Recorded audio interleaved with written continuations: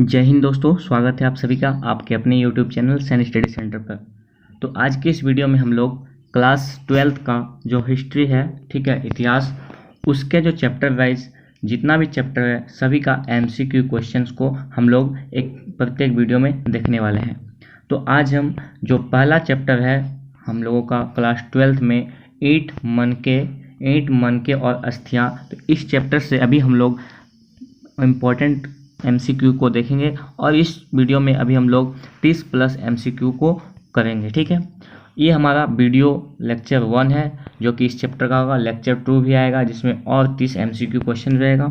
ठीक है, तो इसमें टर्म 1 के लिए ये एग्ज़ाम है। ठीक है, टर्म 1 जो होगा आप लोगों का 12th क्लास का वो होगा, ठीक है, नवंबर या दिसंबर में हो सकता है। तो टर्म 1 के लिए ये है और ये काफ़ी इंपॉर्टेंट भी क्वेश्चन सब है। ठीक है, तो इससे पहले आप हमारे चैनल पर पहली बार आए हैं तो चैनल को सब्सक्राइब कर लें और साथ में जो बेल आइकन है उसे ज़रूर प्रेस करें। ठीक है, तो हम लोग चैप्टर वाइज सभी का एमसीक्यू क्वेश्चन करेंगे जो कि परीक्षा की दृष्टि से काफ़ी महत्वपूर्ण रहने वाला है। ठीक है, तो अभी हम लोग चैप्टर 1 का करने हैं, इसके बाद चैप्टर 2 करेंगे। ठीक है, तो देखिए यहाँ पर हमारे पास पहला क्वेश्चन है जो कि हमारा क्या है क्वेश्चन में कि हड़प्पा सभ्यता की खोज कब हुई। जो हड़प्पा सभ्यता का खोज कब हुआ था, तो इसका सही उत्तर क्या हो जाएगा, यहाँ पे देख सकते हैं आंसर बी हो जाएगा। इसका सही उत्तर 1921 में हड़प्पा सभ्यता का खोज हुआ था। तो इसका ऑप्शन नंबर बी बिल्कुल सही उत्तर हो जाएगा।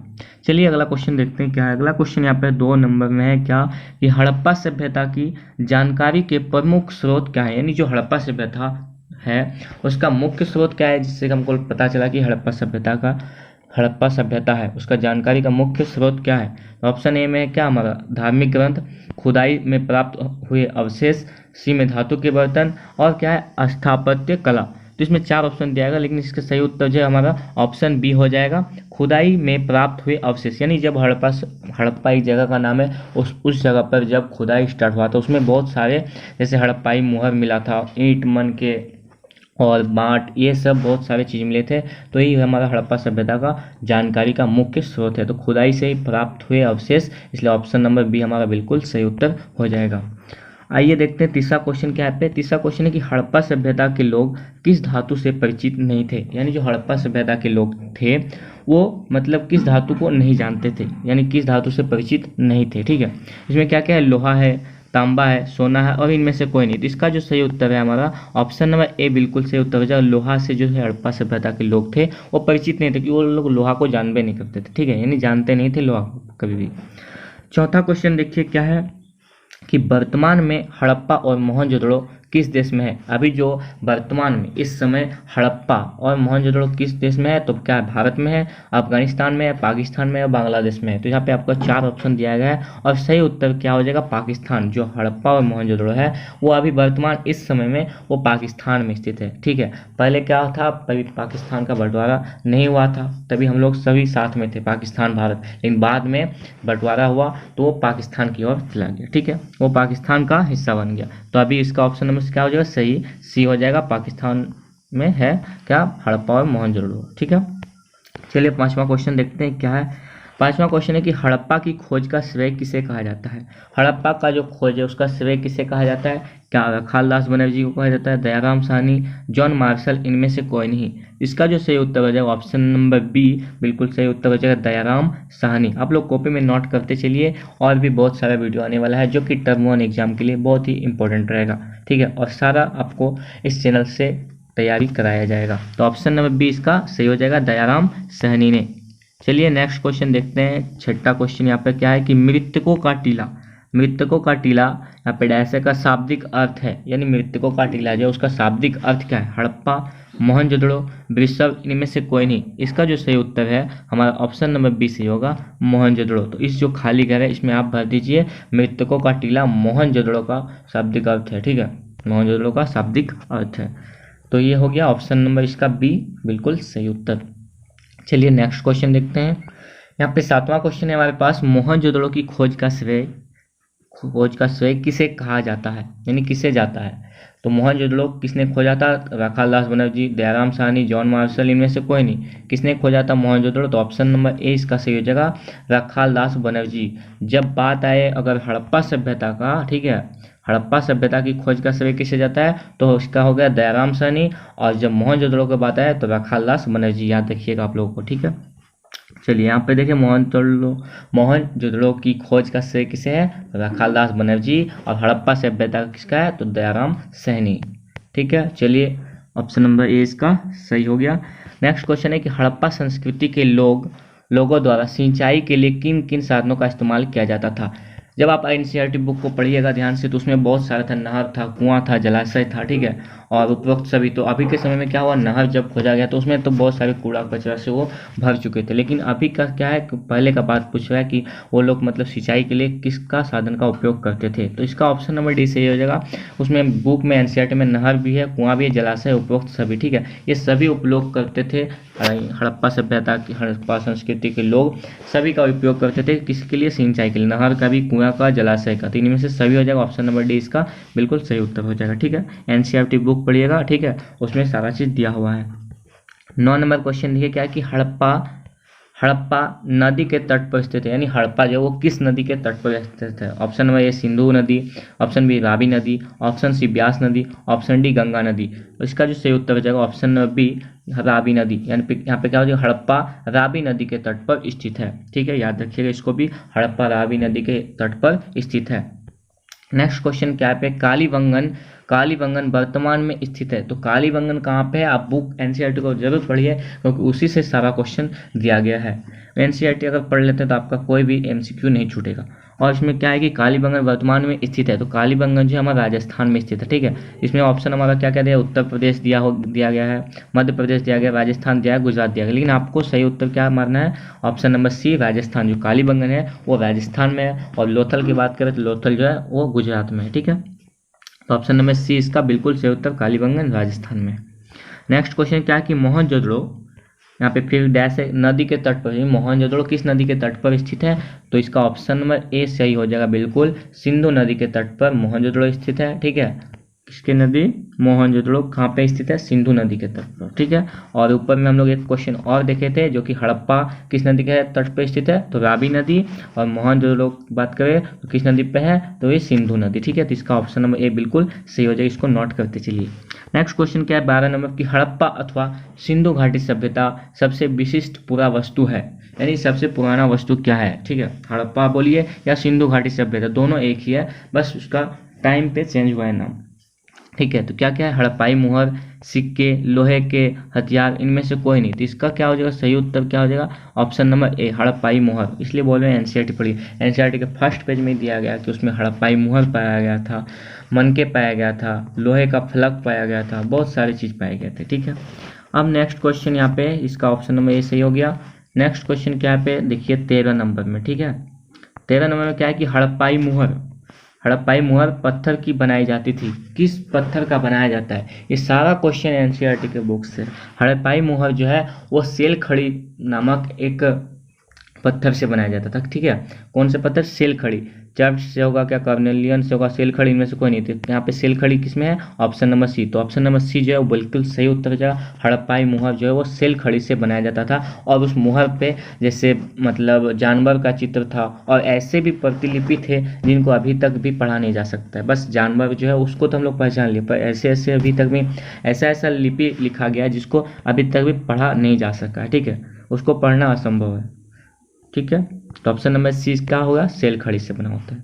नेक्स्ट क्वेश्चन देखिए क्या है 14 नंबर में, पुरातत्वविद शब्द का प्रयोग पुरा वस्तुओं के ऐसे समूह के लिए करते हैं जो एक विशिष्ट शैली के होते हैं, ठीक है। तो इस खाली घर में क्या रहेगा, ऑप्शन नंबर ए जो है वो संस्कृति पाएगा। अब देखिए कैसे हुआ पे, पुरातत्वविद संस्कृति शब्द का प्रयोग पूरा वस्तुओं के ऐसे समूह के लिए करते हैं जो एक विशिष्ट शैली की होती है, यानी कुछ खास होता है, इसलिए हम लोग पुरातत्वविद बोलते हैं, ठीक है। और ये संस्कृत शब्द का प्रयोग है, ठीक है। तो ऑप्शन नंबर ए इसका सही हो जाएगा, संस्कृति, ठीक है।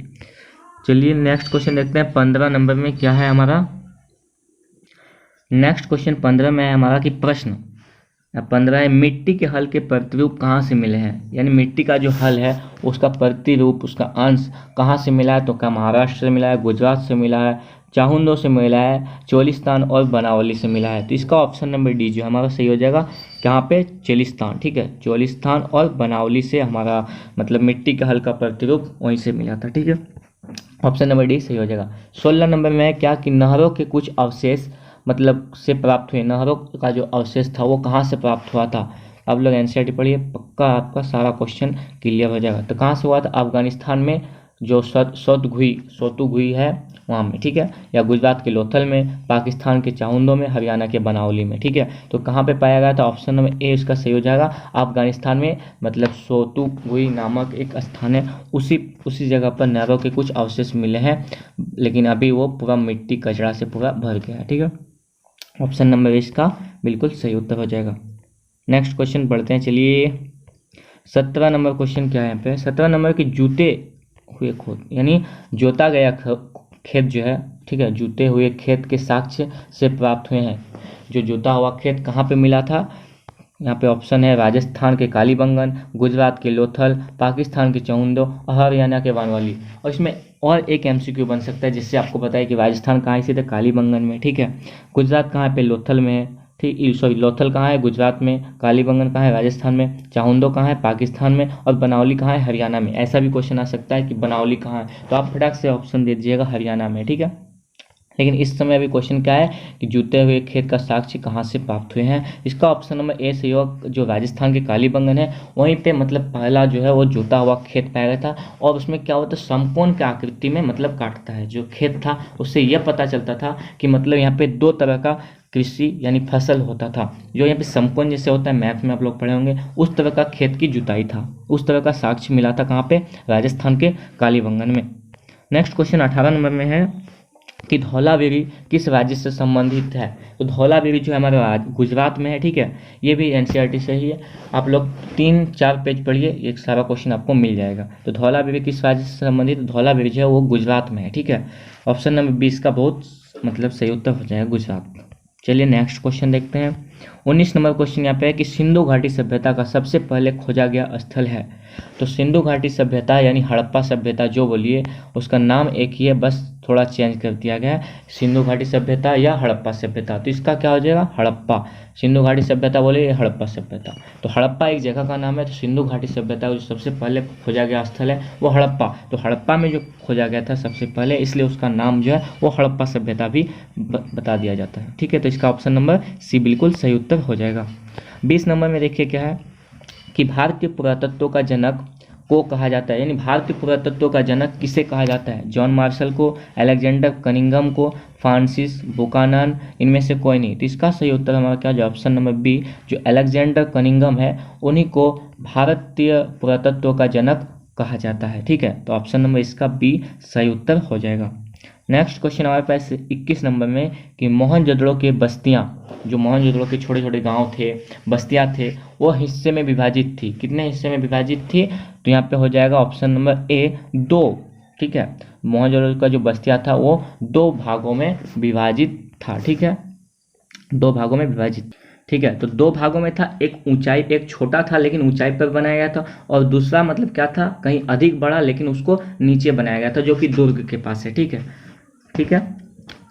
21 नंबर क्वेश्चन हो गया। 22 नंबर में क्या कि हड़प्पा सभ्यता की सबसे अनूठी विशिष्टता क्या थी, खाली घर में भरना है कि हड़प्पा सभ्यता की सबसे अनूठी विशेषता क्या थी। इसका ऑप्शन यहाँ पे 4 ऑप्शन दिया गया, से उत्तर आपको बताना है, कृषि, जल निकास प्रणाली, पूजा पद्धति, इनमें से कोई नहीं। और उसका ऑप्शन नंबर 20 का से हो जाएगा जल निकास प्रणाली, ठीक है, हो जाएगा इसका। 23 नंबर देखिए अब क्या है क्वेश्चन में कि हड़प्पा सभ्यता में सड़कों तथा नालियों को किस पद्धति के अनुसार बनाया गया था। तो इसका ऑप्शन नंबर हमारा सी सही हो जाएगा, ग्रिड पद्धति, ठीक है।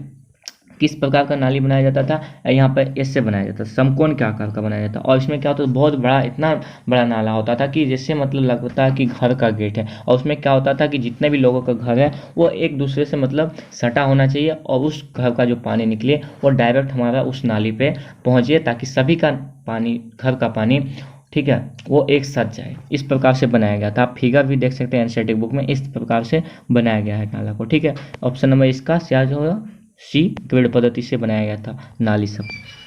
अब नेक्स्ट क्वेश्चन है 24 पे, यहाँ पे 24 नंबर में है, यहाँ पर हमारा डैश दिया गया है और डैश में पूरी बस्तियाँ किलेबंद थी, कहाँ पे? राखीगढ़ी और कालीबंगन, धौलावीरा और लोथल, मांडा और लोथल, इनमें से कोई नहीं। तो इसका जो हमारा ऑप्शन नंबर बी सही हो जाएगा, धौलावीरा और लोथल। तो इस प्रकार से आपका क्या हो जाएगा? धौलावीरा और लोथल में पूरी बस्तियाँ किलेबंद थी। तो ऑप्शन नंबर इसका बी बिल्कुल सही उत्तर हो जाएगा। नेक्स्ट क्वेश्चन की ओर बढ़ते हैं। 25वां क्वेश्चन है कि मोहनजोदड़ो का निचला शहर भवनों का उदाहरण था।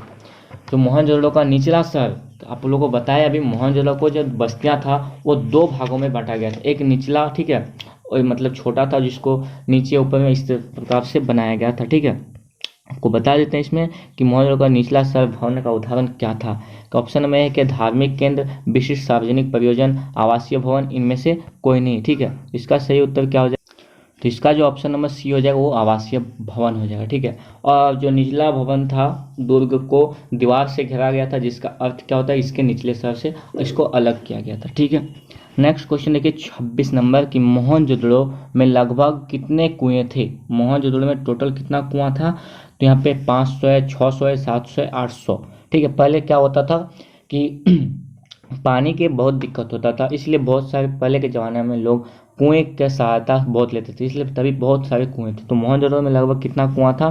तो ऑप्शन नंबर सी सही हो जाएगा, 700 कुएं लगभग मोहनजोदड़ो के समय में था। ठीक है, 700 कुआं। और नेक्स्ट क्वेश्चन देखिए 27 में कि हड़प्पाई बाट किस पत्थर से बनाई गई थी? क्या कॉर्निलियन से, चर्च से, सेल खड़ी से, इनमें से कोई नहीं। ठीक है, तो आप लोग को ध्यान में रखना है कि सेल खड़ी नहीं मारना। सेल खड़ी किससे बनाया था? जो मोहर था, हड़प्पाई मोहर, वो सेल खड़ी से बनाया गया था। लेकिन जो हड़प्पाई बाट है वो किस पत्थर से बनाया गया था? तो चर्च से बनाया गया था। ठीक है, ऑप्शन नंबर बी इसका सही हो जाएगा। ऑप्शन नंबर बी पे क्लिक कीजिए। 28 नंबर क्या है क्वेश्चन कि हाजा पक्षी था। हाजा पक्षी किसको कहता था? कबूतर को, मोर को, मुर्गा को, इनमें से कोई नहीं। किसको कहता था? ऑप्शन नंबर बी इसका सही जगह, मोर को हाजा पक्षी, मोर जो हाजा पक्षी मोर था। ठीक है, 29 नंबर जो है हमारा क्वेश्चन यहाँ पे है कि मेसोपोटामिया, जो कि हम लोग क्लास 11 में पढ़ चुके थे मेसोपोटामिया के बारे में। मेसोस जोड़ पोटेमोस, यानी मेसोस मतलब मध्य और पोटेमोस मतलब दो नदी था। ठीक है, दजला और फ्रात, उसके बीच का जो भूमि था उसी को मेसोपोटामिया कहते थे। तो मेसोपोटामिया के लेख खालीगर को नाविकों को देश कहते थे। मेलुआ, मगान, मिस्र, इनमें से कोई नहीं। ठीक है, तो ऑप्शन नंबर इसका ए सही हो जाएगा, मेलुआ। ठीक है, नेक्स्ट क्वेश्चन हमारा जो आज का लास्ट क्वेश्चन है और इसके बाद फिर क्वेश्चन आने वाला है, तो चैनल को सब्सक्राइब जरूर करें। तो देखिए यहाँ पे तीसरा क्वेश्चन क्या है, 30वां नंबर, मागान नाम किस क्षेत्र के लिए प्रयुक्त किया जाता है? जो मागान नाम है वो किस क्षेत्र के लिए प्रयुक्त किया जाता है? नागेश्वर, ओमान, पाकिस्तान, इनमें से कोई नहीं। इसका सही उत्तर हमारा नीचे है, ऑप्शन नंबर बी, ओमान के लिए। ठीक है, उम्मीद करते हैं दोस्तों आपको ये वीडियो अच्छा लगा होगा, तो अपने सभी दोस्तों को इस वीडियो को शेयर कीजिए। ठीक है, और भी बहुत सारे MCQ सीरीज आने वाले हैं और इसी प्रकार से आप लोगों का टर्म 1 का बोर्ड का एग्ज़ाम तैयारी कराया जाएगा इस चैनल से। तो चैनल को सब्सक्राइब कर लीजिए और वीडियो को अच्छा लगा हो तो वीडियो को लाइक कीजिए, अपने दोस्तों के साथ शेयर कीजिए और चैनल को सब्सक्राइब जरूर करिए। मिलते हैं तब